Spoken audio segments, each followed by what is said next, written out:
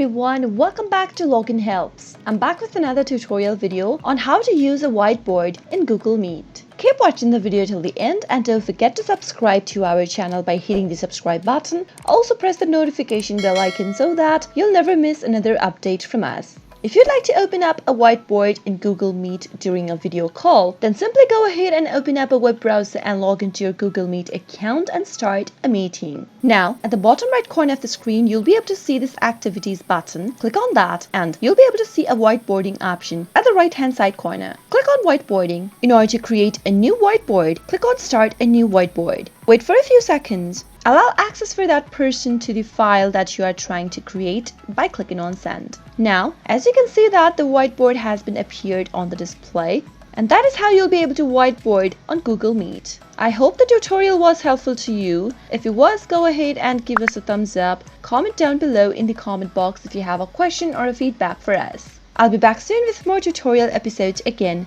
Thank you for watching.